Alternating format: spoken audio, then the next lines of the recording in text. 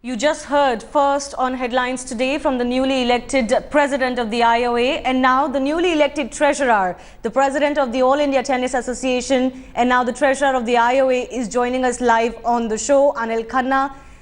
Mr. Khanna, thanks a lot for joining us. First up, is it just a matter of time before the IOA gets a final approval from the IOC?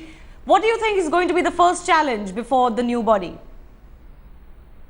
I think the first challenge that we are facing is to get the Indian Olympic Association recognized by the IOC at the earliest so that the athletes of India can participate in Olympic and Asian events under the tricolour. Of course, India will surely be hoping that that ban or that suspension is overturned after a long turmoil of 14 months. How long do you think it will effectively take before that happens? Of course, there are talks that India could actually have its flag at the closing ceremony itself. That is the request we have made to the IOC observers. They are going back to Sochi tomorrow and they will be submitting the report to the IOC president by tomorrow evening.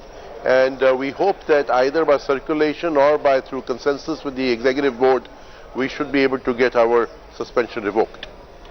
Okay, so you're also confirming that there is a plan in place to get the Indian flag unfurled and hoisted at the closing ceremony itself, and that really will be a huge boost for all athletes who were quite depressed when Shiva Kesavan and others could not wear the tricolour. Finally, Mr. Anil Khanna, how will you ensure, I mean, there were a lot of questions over the IOA, still there are questions over the IOA. How will you ensure that the country trusts the new body?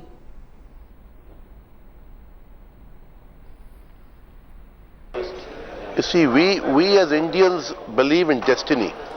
I think what was destined for IOA, we have suffered that over the last 1.5 years for no major fault of anyone, but the circumstances were such that we did suffer and the athletes suffered.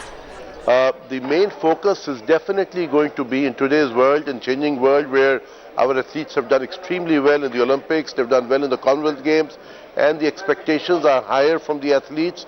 The sports administrators and the IOA will be trying definitely to keep their focus on the sports persons.